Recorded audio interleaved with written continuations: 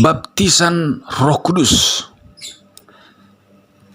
Dalam kisah para rasul di gereja mula-mula, ketika Yesus naik ke sorga, kemudian Yesus mencurahkan Roh Kudus, maka murid-murid Yesus menanti-nantikan janji Bapa, yaitu Roh Kudus memenuhi mereka.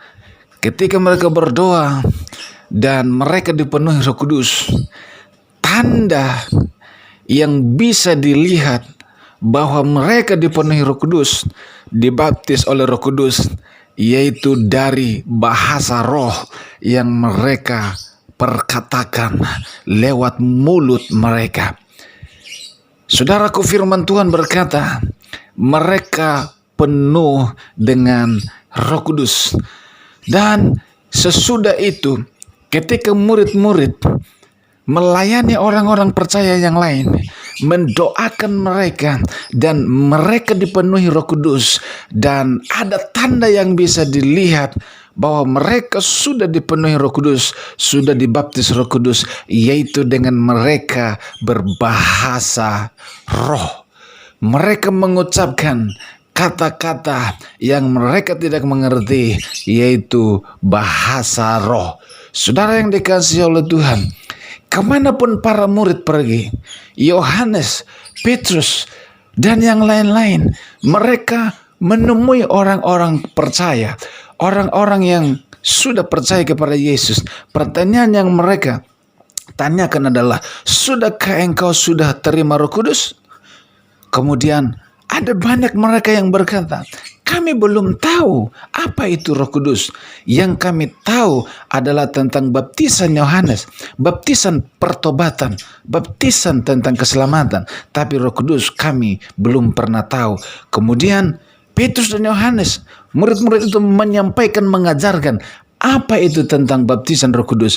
Lalu mereka mendoakan tumpang tangan. Kemudian ketika mereka tahu dan mereka hatinya siap, hatinya rindu, saudara, ketika ditumpang tangan dan mereka penuh dengan Roh Kudus dan mereka berbahasa roh. Tanda yang bisa dilihat bahwa mereka sudah dipenuhi Roh Kudus, dibaptis Roh Kudus, adalah dari tanda yang mereka ucapkan, yaitu bahasa roh.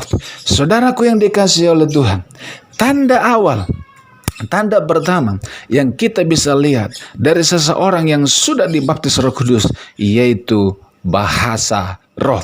Saudara yang dikasihi oleh Tuhan, kalau saudara mau dipenuhi Roh Kudus, tanda pertama yang harus kita alami adalah berbahasa roh.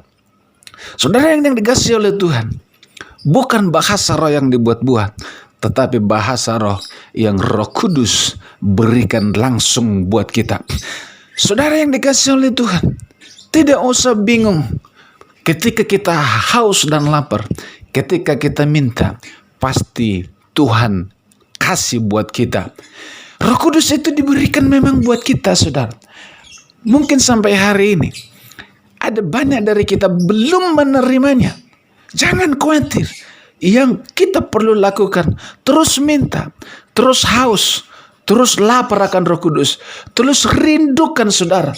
Akan tiba saatnya kita akan menerima baptisan Roh Kudus itu. Jangan memaksakan diri dan membuat-buat bahasa roh. Itu tidak sesuai dengan yang diinginkan Tuhan, saudara. Engkau bisa berdosa, saudara. Tapi ketika Roh Kudus itu memberikannya kepadamu, dengan otomatis mulut kita akan berkata-kata, lidah kita akan berkata-kata, saudara, dan kita akan merasakan sukacita yang luar biasa. Kalau kita sudah alami itu, berarti kita sedang dibaptis Roh Kudus. Kalau kita sudah dibaptis Roh Kudus itu, mulai sejak itu sampai selanjutnya, engkau harus pelihara hubunganmu dengan Tuhan. Engkau harus pelihara api Roh Kudus itu di dalam kita. Dengan membangun hubunganmu dengan Tuhan, engkau selalu menyembah Tuhan, engkau intim dengan Roh Kudus, ngobrol dengan Roh Kudus, sampai kita lebih dalam dengan Roh Kudus. Semakin dalam dengan Roh Kudus, semakin kita tenggelam di dalam Roh Kudus sampai Roh Kudus memenuhi seluruh kehidupan kita, saudara, maka Roh Kudus akan memampukan kita, saudara, untuk menjadi orang-orang Kristen yang berkenan kepada Tuhan, yang menghasilkan buah-buah Roh Kudus. Jangan berhenti hanya dengan bahasa roh tanpa perubahan, pertobatan, tanpa buah Roh Kudus. Itu adalah sia-sia, saudara. Saudaraku yang dikasihi Tuhan, orang yang sudah berbahasa roh itu bukan jaminan bahwa orang itu sudah dewasa, saudara.